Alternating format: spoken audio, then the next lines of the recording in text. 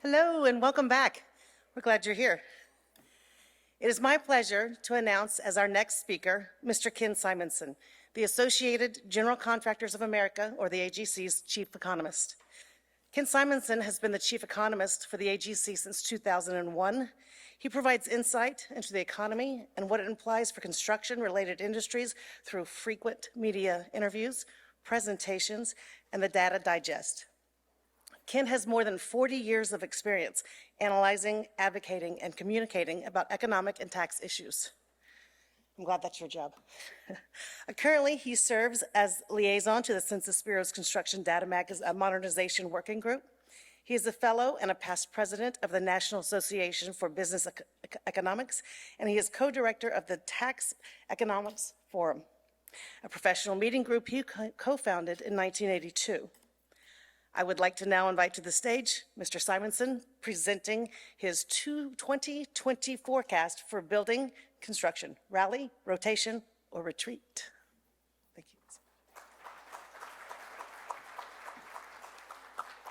you. Well, thank you, Paula. It's a treat to be here, particularly good to be here during Construction Inclusion Week. AGC is working with our 89 chapters, our 26,000 member companies, and many others to promote the notion and the reality that construction now welcomes many more people and is actively searching to bring people that it had not generally included in the past in the industry. And that's particularly important because we're facing greater challenges than in my 22 years of looking for the workers who can produce all of the work that I do see coming. So I want to use this hour to talk about what our labor force situation is, what's going on with pay in the industry, what's happening with materials cost, availability, supply chain issues, and then the outlook for different segments of construction. Now, I saw you have some big cubes that you can toss around here, so I hope you'll toss some questions my way when I'm done or during the talk if there are some things that you think need clarification. Let me start with the labor situation. This shows 3 series the Bureau of Labor Statistics puts out on the first business day of each month.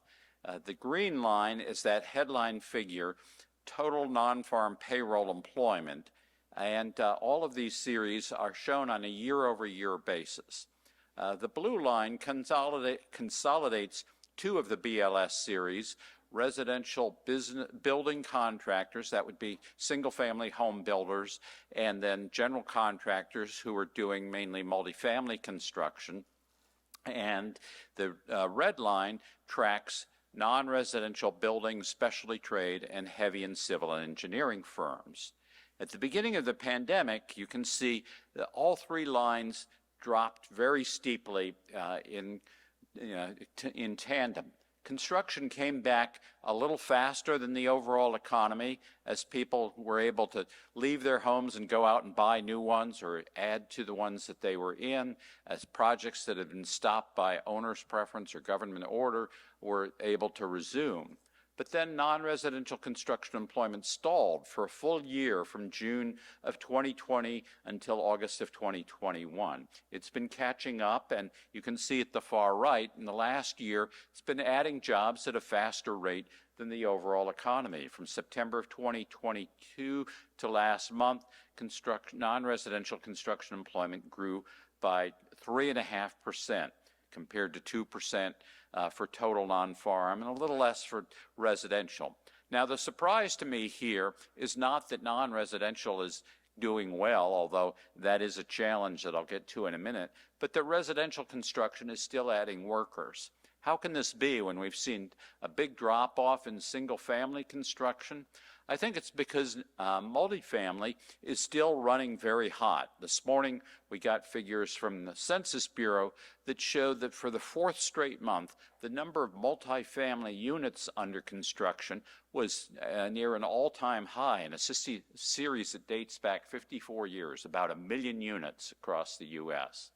But the same report shows a huge drop in multifamily starts and permits.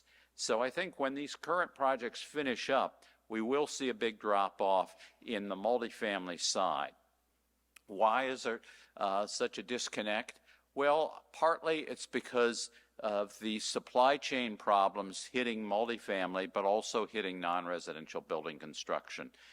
In particular, incredible and still lengthening lead times for switchgear, transformers, some of the electronic components for elevators and HVAC equipment, and even door security equipment.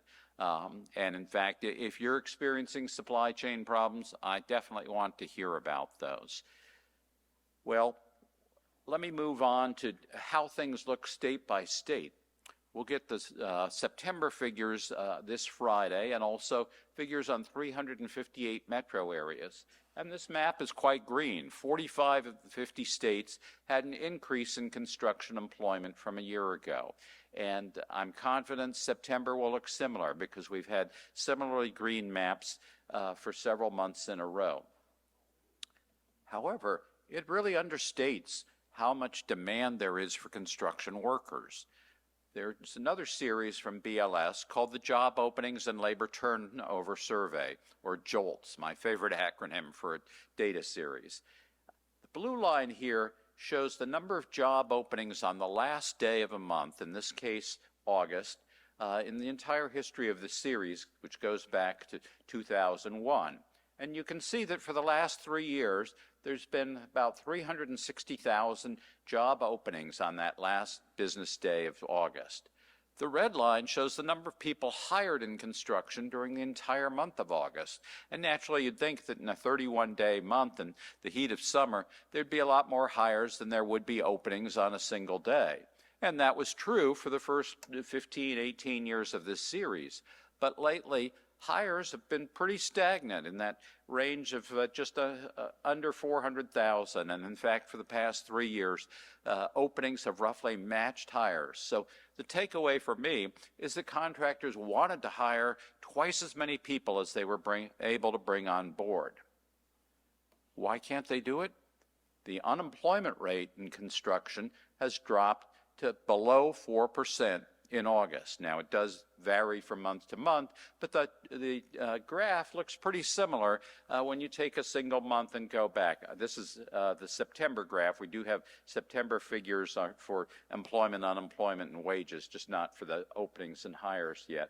But you can see that for the last several years, that unemployment rate has been below 4%, something that was never true before. And that suggests that construction has really changed, that it was typical that when some projects finished up, a worker would go a month or two or several until similar work came along and they started again. But this shows that whether in construction or anything else, there just aren't many people who didn't work at all for pay that month and said that they were actively looking. That's the definition of an industry unemployment rate. This would be people who have construction experience.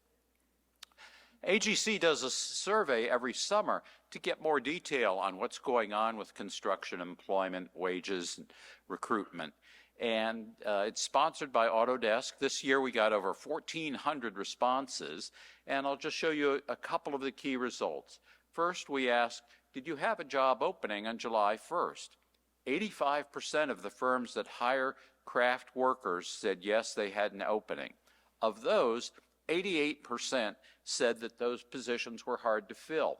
We drilled down and asked about 21 specific craft positions, and for each of them, at least 60% of the firms that were trying to fill that position said it was difficult. So then we went on and asked why. 2/3 of the firms said applicants weren't qualified. They either didn't have the right skills, they didn't have the right paperwork, or they may have had some blemish on their employment or personal history that meant they weren't qualified to go onto a particular job site. In addition, 1/3 of the firms said that at least some applicants couldn't pass a drug test, and 1/4 said transportation was an issue. Not all construction jobs are located right by a transit stop. So if you have to go to a remote location or you're going to be moving around from day to day, don't have a car, that pretty well disqualifies you, unlike a job that you can go to the same site every day, hopefully work out a carpool if you don't have your own. Well, construction has always had some of these challenges, And the industry has responded by paying a higher average wage than others. This is measured by another series that comes out with the employment report. It's got the unwieldy name of Average Hourly Earnings for Production and Non-Supervisory Employees. To shorten that a bit, or to particularize it, in construction that would cover most of the craft workers and office workers who aren't supervisors. So I compare that hourly wage to the average hourly earnings for production and non-supervisory employees in the total private sector. And I call that the wage premium. You can see with the blue graph on the left here that premium was never less than 20% from 2000 through 2019. It averaged 21.5%. Well, the pandemic changed that in a hurry, as it did so many things. With people cooped up at home, they were ordering food to be prepared at home or delivered, all kinds of goods to be delivered directly from warehouses rather than their risking going into stores and grocery stores and restaurants. So businesses that formerly brought in people at minimum wage or even less for tipped restaurant employees suddenly were paying $12 or $14 or $16 an hour. And that compressed that premium, as you can see with the sharp dive in the red line at the beginning of the pandemic. It has gradually come back. The box at the lower right shows that in the last 12 months, construction's pay for these production workers went up 5.5% compared to 4.3% for the total private sector. But the premium is still only back up to 19%. And meanwhile, the job market has shifted. There are so many more jobs that can be done remotely on a hybrid basis with flexible hours and perhaps the chance to leave on short notice if school calls and says, come pick up your kid. Those things just don't work for on-site construction jobs. So I think that the premium is going to have to go even higher than that historic 21.5%. So this suggests continued rapid wage increases. In fact, this slide shows in blue how those wage increases have hit or exceeded 5% for 2 years in a row now. I'd have to extend these screens all the way across the room to show you the last time that happened, 1982 or 83. Meanwhile, what's happening to materials costs? We have a different series from BLS on that called the Producer Price Index for new non-residential construction. That's a weighted average of the cost of all materials and selected services such as design and transportation services used in non-residential construction. At the beginning of the pandemic, the economy shut down so severely that many prices dropped, but that turned around very fast. You'll remember there were record prices for lumber, steel, copper, and unusually frequent and steep price increases for many other things that have typically gone up by only a few percentage points once or twice a year, usually with a long lead time. Now this price is good until you hang up the phone, then try again. And so we had a period of 12 straight months when prices were going up at 20% or more. The last spike in that occurred after Russia invaded Ukraine. Briefly, oil prices went to $122 a barrel, and steel and other materials also had another price spike. Well, fortunately, things didn't turn out as badly as had been expected by the markets, and materials costs have been moderating. They even went negative on a year-over-year basis for several months. This shows the figures through August. We did get the September number last week, and it showed a really flat increase, 0.4%, just 0.4%. So for the moment, materials costs are not an issue. Now, supply chain, yes, that is still an issue for the parts that I mentioned, but that's also generally gotten better. For instance, a year ago in October, the Portland Cement Association put out the results of a survey it had done and found that there was, quote, tight supply or mixed reports on cement availability in all 48 contiguous states. I haven't had any reports like that this year.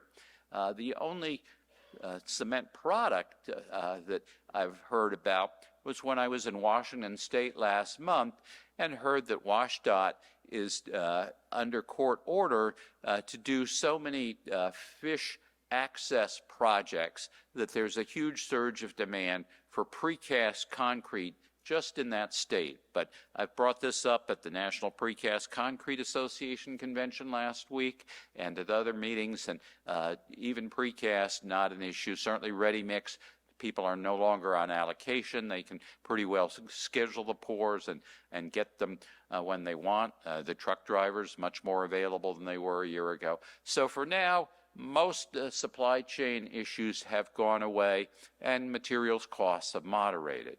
But not everything. This shows a couple of examples of prices that were still going up steeply, and indeed the September numbers look similar. Look at the top two at the 12-month change, 11% increase in cement prices, 9.6% for ready-mix concrete. There's another index that puts together a variety of concrete products, ready-mix, precast, pre-stressed, block, pipe, and that index has gone up for 32 straight months, unprecedented. And then you have huge volatility. Look at the price on diesel fuel. This is at the terminal rack or the refinery level. It's not what you see at the truck stop, but that also has shown big swings. So yes, it's down 14% from that record high of summer of 22, but it took a huge jump, 35% in a single month from July to August, and then another 4% from August to September.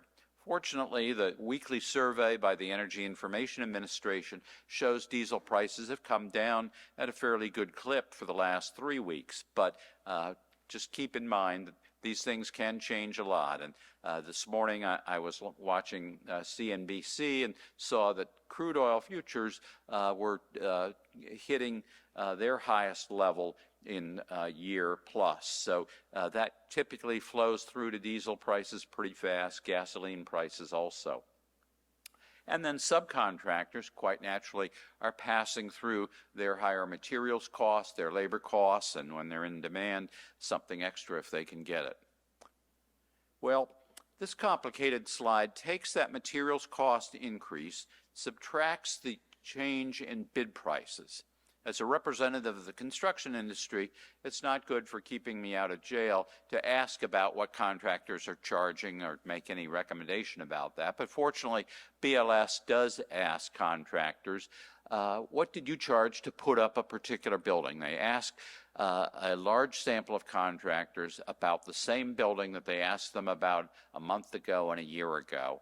And then they aggregate those results into this single index for new non-residential buildings. It's probably the best proxy we can get for the traditional PPI, which asks that diesel dealer or steel manufacturer, what did you charge for a particular grade or type of product? At any rate, here, the year-over-year change in input costs minus the year-over-year change in output costs, output prices, or bid prices as I call them. The periods in red are when contractors were hemorrhaging profits because the materials costs were going up more than their bid prices. The last episode ended, as I mentioned, in June of 2022. And at the far right, you can see that things have actually reversed, that bid prices still rising while materials costs, as I said, for a while were declining. But you can see at the very edge there that it's coming back rapidly toward that zero mark. So again, I don't have a forecast about bid prices, but I can understand that contractors would look at their own history, not necessarily this graph, and say, well, yeah, maybe I'm getting a break right now, but who knows how long that'll last. In the past, I've been caught unawares for as long as 2 years I wasn't able to catch up. Or we had periods in 2012, 2013 where things flipped back and forth every month. So I do expect continued volatility. Fortunately, I don't think materials costs are going to spike the way they did here. Last year's episode, the peak was 3 times as great as ever before. But I wouldn't be surprised if we get back to 4 to 6% price increases on materials and 5 to 7% increases on labor costs for the next year or two. The Census Bureau puts out figures on the first business day of each month on what they call value put in place. They ask a large group of contractors, how much did you incur on a particular project? And they go after that contractor every month until the contractor says, we're done. That's what we call a coincident indicator. It goes directly into the gross domestic product report. Now, you may be familiar with figures from Dodge Construction Network or Construct Connect. They're privately collecting information on construction projects all over the U.S., and they put out press releases, they'll be coming out in the next few days, on the value of, the total value of projects they deem to have started that month.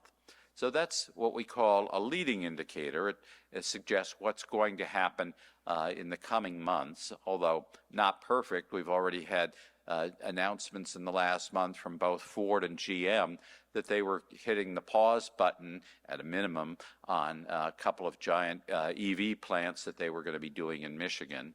And the real difficulty with interpreting these numbers, whether from Dodge or Construct Connect or the Census Bureau, is that they are all in current dollars. That is, they're not adjusted for inflation.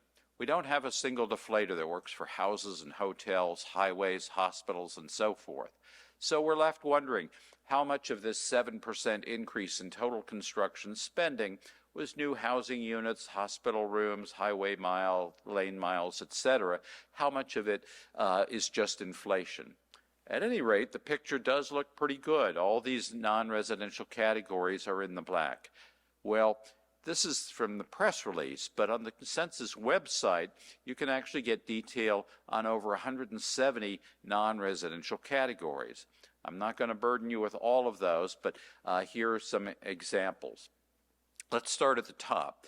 Residential, yeah, that was down 5% for private residential, but within that, you had that big drop in single family that I talked about, big increase in multifamily because projects still rolling along. But based on what the Census Bureau reported this morning, there was an upturn in single-family starts, and permits have been going up for several months. So even though that mortgage rate has jumped to well over 7.5%, it's been going up for 6 straight weeks. Nevertheless, I think we're near the bottom on single family, that more and more people are in a position that they need to move, they want a bigger house, maybe they have enough cash to buy, or builders are offering incentives. The National Association of Home Builders yesterday put out its monthly housing market index that showed 32% of builders are offering some kind of incentive, buying down or lowering prices, throwing in some extra feature, and so forth. So I do think that single family will have a gradual improvement. Multifamily, though, as I said, tremendous drop in starts and permits. So once current construction finishes, big drop off coming. Now, the non-residential categories here are listed in descending order of August 2023 size, and within the categories I've picked out some of those subcategories, generally the largest in descending order of size within that category. You can see that both public and private construction doing well right now, but within the categories there are some differences. By far the biggest category, and it's really jumped from 4th place to 1st over the last year or so, manufacturing plants, led by these enormous semiconductor fabs that are going up around Phoenix and Austin, Columbus, Ohio, another one announced last week in Boise, Idaho, but also significant plants in places that I wouldn't expect them, upstate New York and Kansas, for instance. But many other kinds of manufacturers are adding capacity in the U.S., either to avoid those supply chain bottlenecks they had before, to get away from actual or potential conflict areas, to be serving markets that are going to grow because of the Buy America requirements of the Infrastructure Investment and Jobs Act, or for new kinds of products such as the potential growth in geothermal and hydrogen and carbon capture and storage. So I'm still very optimistic about manufacturing. Don't think it'll go up 66% again. That would be pretty astounding growth, but double-digit growth, I think, is in the cards. The next biggest category, highway and street construction, you might think that that was benefiting from the Infrastructure Investment and Jobs Act that President Biden signed almost 2 years ago. But when I talk to contractors, very few of them say that they're actually putting money in the ground on projects that have IIJA funding. The problem is that the money comes with huge strings, and we've only recently gotten some clarification on what qualifies as Build America, Buy America. In other words, manufactured in the U.S., all the way down to the smallest components that go into it.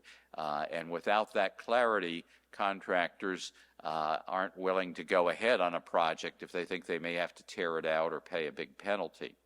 And this affects other categories funded by the IIJA. But the promise there is still great. So I do think that most of the infrastructure categories are going to be growing, but the timing remains uncertain. Now, commercial is a term that is used in a lot of different ways. For census, it means warehouse, a dozen or so categories of retail construction, and then farm construction. A couple of years ago, in the first 2 years of the pandemic, warehouse was the fastest growing segment. There was so much demand for storing stuff. But now, with the supply chain having improved and consumers having bought all the refrigerators and lawn tractors they need for now, there isn't nearly that demand for goods. Consumers are still spending a lot. Yesterday we got a retail sales report that showed a 0.7% increase from August to September and a revised upward increase for the 2 previous months. So I don't think we're going into recession, and I'll discuss that in a minute. But more of that spending is going to experiences, travel, services that don't flow through retail stores or necessarily warehouses. There's still some niches. There report today of major investment planned for cold storage, temperature-controlled warehouses on a spec basis in Florida and Texas. That's unusual. Generally, the leading companies that put up those warehouses, they only do it when they have a signed lease. But there is because more people are ordering food directly from warehouses, there's been more demand for temperature-controlled, for medications, for vaccines, and so forth. There's still unmet demand for temperature-controlled space.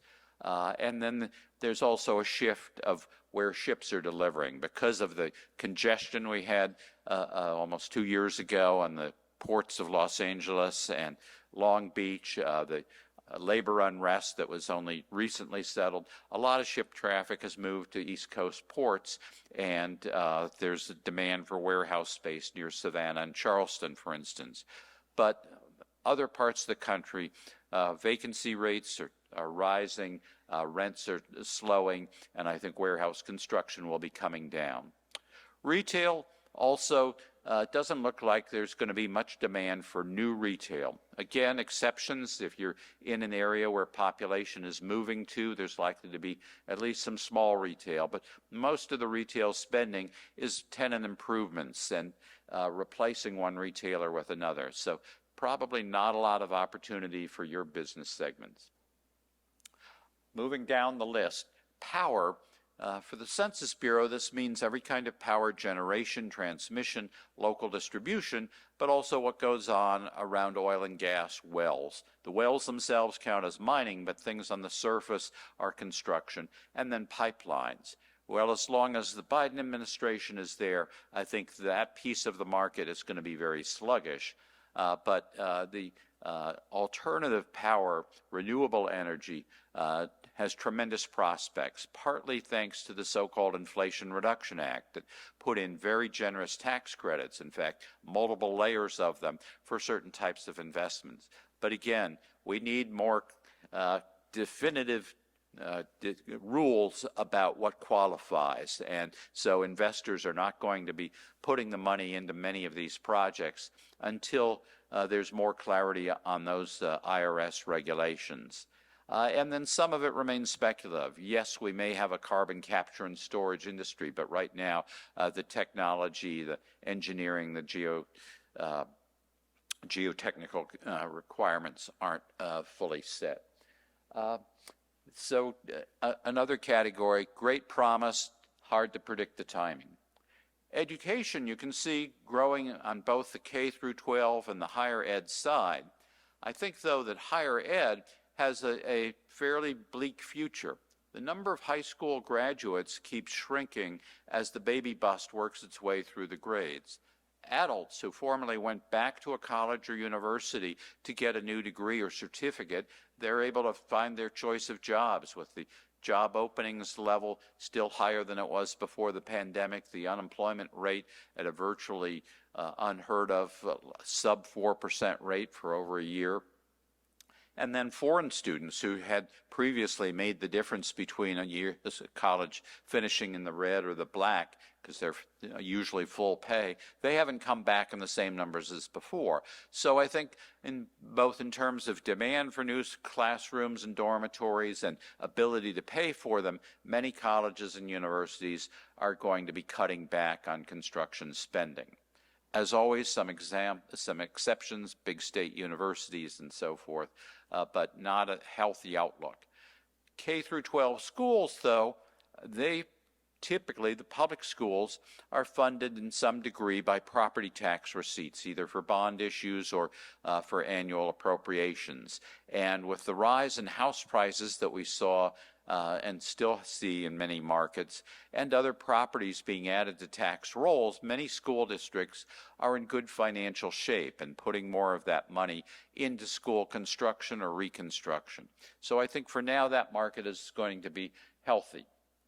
Now, office looks surprisingly good, but there are two jokers in this deck. First, all of these non-residential categories include renovation, remodeling, even some repurposing of office buildings going on in some markets like DC, where I live. And the bigger hidden joker here is data centers. To me, an office is a place where people work, or at least they used to before the pandemic, not where electrons chase each other around. But nevertheless, for the Census Bureau, these categories date all the way back to the 60s when data center didn't have that name. It was a room with a false floor, extra air conditioning, and giant tape drives whirling around. Now, data centers are these massive, ever bigger, ever more expensive buildings packed with servers, and they're popping up in more places. So I think the market for data centers remains strong. It seems every year or two we get a new reason for data centers, whether it's crypto or now AI, particularly generative AI. And it's not just happening in the data center capital of the world, Loudoun County, Virginia. It's showing up in more and more parts of the country. Even around Phoenix, where I was yesterday, and they had set an all-time high for the day before, 105 degrees. And it used to be data centers needed to be a place where it was cool, no longer. So that's a strong market. Well, if you took out data centers, if you took out renovation and repurposing, new office construction would have a big negative in front of that number instead of a plus 10%. And likely to stay negative for quite a while as more leases expire, more companies adjust to the fact that they're never going to have as many people in the office on a given day as they used to. Transportation is a mix of modes and of public and private spending, and that's also been doing well even before IIJA money comes along, but I think there will be a lot more. And then healthcare. At the beginning of the pandemic, you saw all these pop-up clinics for diagnosis and, in some cases, treatment. Well, those went away, so that piece, special care facilities, down sharply at the moment. But I think the longer-term trend is that we will see more of these specialized facilities, whether it's for diagnosis, treatment, continuing care, whether for people with long COVID or rehab facilities, even hospices, outside of hospital settings. And while university teaching hospitals and giant medical centers seem to endlessly be adding and updating facilities, the hospital industry as a whole has been consolidating, closing local and community hospitals for years. So I think the outlook on healthcare is much more toward medical buildings, special care facilities, than in hospital construction. Across the bottom are several other smaller categories. Be glad to give you comments about those if there's something that you're particularly interested in. But let me wrap up for now by saying, first, I plead guilty that I'm a serial optimist. I was saying a year ago, I disagreed with the bulk of economists and market analysts who thought we were either in a recession or headed into one imminently. I thought at worst it would be touch and go. That means in lay terms could go either way, but for pilots it means you just touch down and you take off immediately without coming to a stop. And indeed, we didn't even touch down. 336,000 jobs added last month. That was more than pretty much anybody, certainly more than I expected. As I said, retail spending still doing very strongly in the last several months. Multifamily construction, other measures of construction showing there's still a lot of demand out there. While with the unemployment rate so low, job openings so high, and wages currently going up more than the rate of inflation, I think consumers will continue to have a lot of buying power that they will be using. And businesses, sure, we had Rite Aid announce on Monday that it was going into bankruptcy and closing several hundred more stores, and Bed Bath & Beyond did that a few months ago. But by and large, the business sector is still healthy, still investing, and governments at all levels putting out a lot of money. So I think we are going to escape recession for the next several quarters, maybe indefinitely. Obviously, there are certainly threats to the outlook, and nasty surprises seem to pop up, sometimes multiple of them in a week. The House shutting down after just barely agreeing to keep the government open, and then the attack on Israel. But the U.S. economy has showed incredible resiliency over the past 4 years.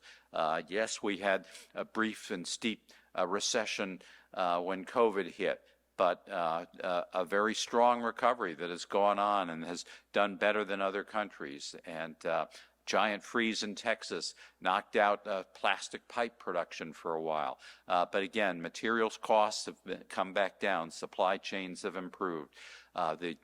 Russia's attack on Ukraine, another price spike that quickly melted away. So I don't want to be Pollyanna and say we'll bounce back from everything, but right now I think things will continue to go positive.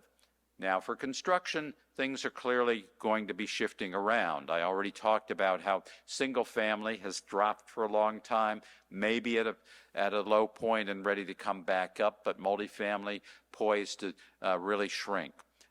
Developer finance categories, they're being hit hard by that rise in financing rates, whether short-term rates or long-term, and developers have to cover those costs along with their construction costs with ever higher rents. And there's more and more flattening out of rents, rising vacancy rates in different categories. So warehouse, retail, office, perhaps even lodging, I think on the watch list. But those are going to be outweighed by continuing growth on data centers, on manufacturing plants, and pretty soon on a wide range of infrastructure categories and power categories. The big challenge for contractors is going to continue to be labor supply. For the long run, I think population growth is going to remain very low. And in a minute, I'll show you a map of where it occurred last year. And so that has multiple implications for construction. First, the industry, like all others, will be struggling with the fact that more people are aging out, fewer coming into the workforce. And in the case of construction, an ever bigger challenge getting people to choose construction over jobs that can be done remotely or on a hybrid basis with flexible hours. Also, slowing population growth eventually translates into slower growth of demand for housing, With it, new subdivisions, streets, underground utilities, schools, public safety buildings. The change in how we buy goods keeps shifting what distribution structures look like. We're getting more of those so-called last mile structures, but also more automation inside the structures means ever greater floor heights, multiple story warehouses, and more autonomous vehicles or drones or robotics involved in delivering goods to warehouses, bringing them to us. So perhaps smaller footprint, fewer truck parking areas and truck bays. The healthcare and energy markets also continuing to evolve. The biggest question in my mind is what will eventually happen to the office market? Are we going to see some later version of WeWork where people can go to temporary spaces in order to get things done? Are offices going to move back from central business districts and close-in suburbs to office parks farther out? Or are we just going to see a lot of vacant office space and more people working remotely? Here's the map that I mentioned. This is unfortunately a year old. We won't get state-by-state estimates from the Census Bureau for 2023 until December. But at any rate, a year ago, U.S. population increased by 0.38%. That was more than double the rate of the first year of the pandemic, but only about half as much as in the previous decade. And we had a record number of states losing population, those 18 states in deep red. Instead, population growth was concentrated in the Southeast. Florida was the fastest growing state for the first time since 1957. It just nosed out Idaho, which has been the leader for 5 years in a row. So the Southeast, Texas, and the Intermountain West. Now, these colors may shift around. I presented this map on a conference call of the state DOTs a year ago. The guy from Montana saw how high Montana was and said, Montana's full. Well, it's got by far the lowest density of the lower 48 states, and yet I think a lot of people who move there may decide that, no, it's not full, it's the opposite, it's way too empty for me. So I think states like Montana and Maine, which have been batting above their historical growth rates, that they may revert. But by and large, the trends are going to be there. The people from the Northeast, the midsection, moving to the Southeast and to Texas, people from the West Coast, high cost, high congestion, difficulty of doing business, moving to these much emptier states to the east of them, and then people from all over moving to Texas. So that's my story. I'm sticking to it till I get new data. When I do, I'll put it in the Data Digest, my weekly summary of economic news relevant to construction. I invite you all to subscribe by getting my business card or sending me an email at ken.simonson@agc.org. Be glad to send along these slides or an updated version of them. And I encourage you to look at the agc.org website. We have a lot of other information and hopefully solutions for things that you're looking for. And with that, I'll be glad to take questions if there's anybody out there not afraid to ask an economist in front of a room full of your peers. Thank you.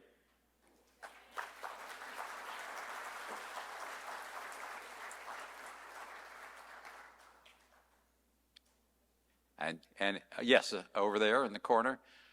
Are we going to have the cubes tossed around to speakers, or shall I just listen?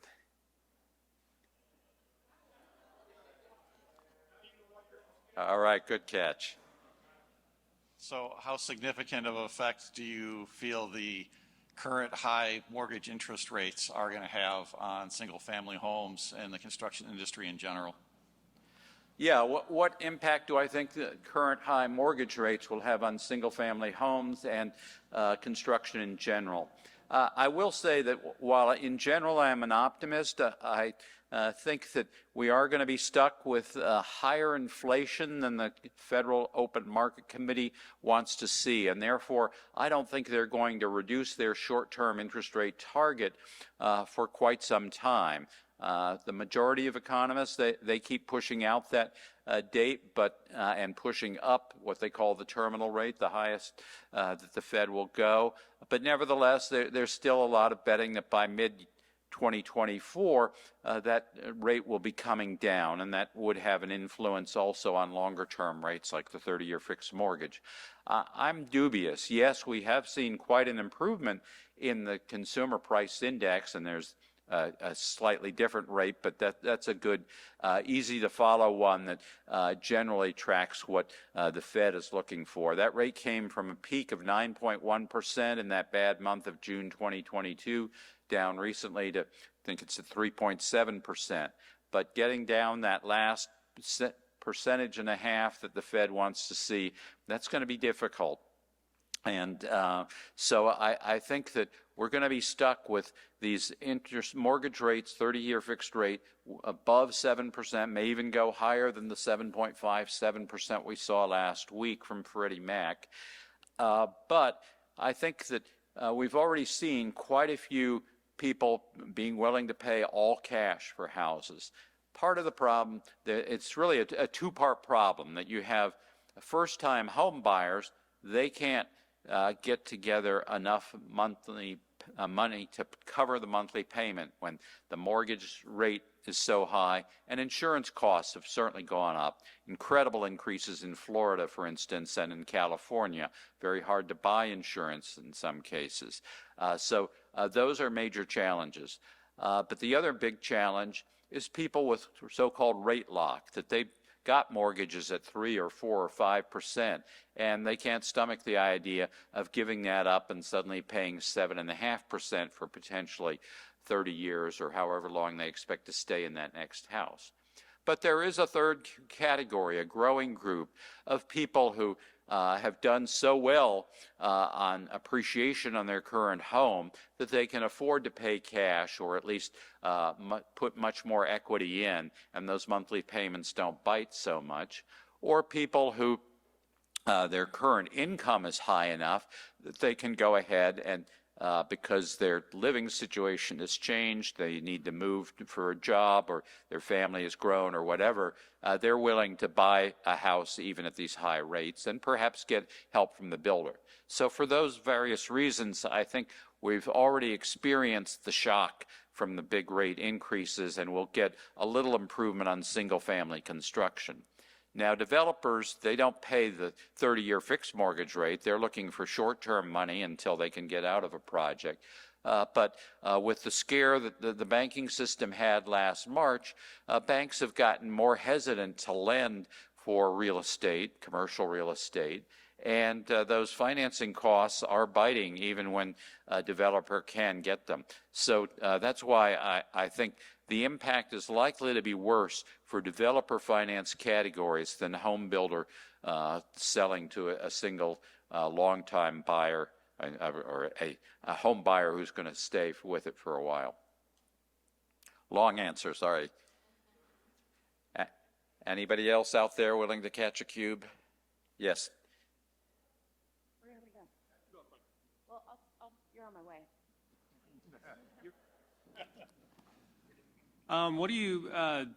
What advice would you maybe give to teenagers coming out of high school looking at either taking the trade route, starting their career that way, versus going on to college?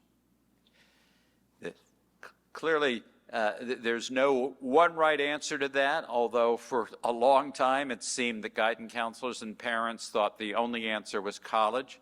More and more evidence has been coming out that college is not right, not just psychologically, but in terms of financial payoff, not right for everybody. I did a press conference a month ago at a new school in Henrico County, Virginia, outside of Richmond, where they're teaching a bunch of crafts to high school students who are bussed in from all 9 county high schools. And the level of enthusiasm there was great. It wasn't just construction crafts. You know, there are motor raceways not too far from there, and so they teach race motor skills. But also, I think that we're seeing good participation by AGC chapters and member companies with school districts, workforce agencies, community colleges, to make sure that kids are getting relevant training. And indeed, these companies are eager to hire people right out of the programs or give them internships while they're in them. So I do have some hope that students will now be offered, see the chance to what they can do with their hands, but also that construction is no longer, if it ever was, a dirty, dangerous, dead-end job, that there are so many cool toys that you get to play with there. You've probably seen the videos of the Boston Dynamics dog climbing stairs and doing a video scan. I recently saw a video of a robot doing drywall installation and bricklaying robots. So there are a lot of, and then the industry has been a big user of drones. So I think these things do have the hope of attracting younger people who want to see something and work with something that's not only cool, but where they can make a difference, see the difference themselves, but then show it to their friends and families. As an economist, I don't get much interest in having me show off my latest PowerPoint, but somebody who's been working construction, when they can show a bridge or a stadium or a building that they worked on, that's definitely a selling point. So I would say it's not hopeless, but the challenge is there of showing people that, A, there's a strong career path. So many owners and executives of construction companies started out as interns or helpers or laborers. There's good pay compared to what you can get as a barista or working in a hotel, but it's going to require a big selling job. So again, a long answer to say there is no one answer, but there are ways that I think you can make construction worth looking at for many young people. I had a question over here. Ken?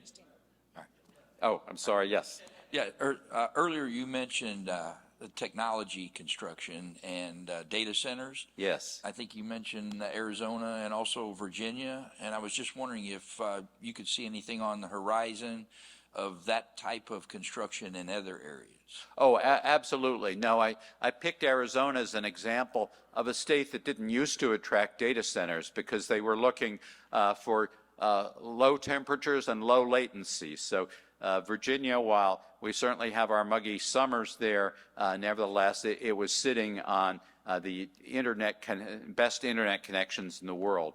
Rural Washington State had very low power costs and cooler summers, not so much anymore on the cooler summers.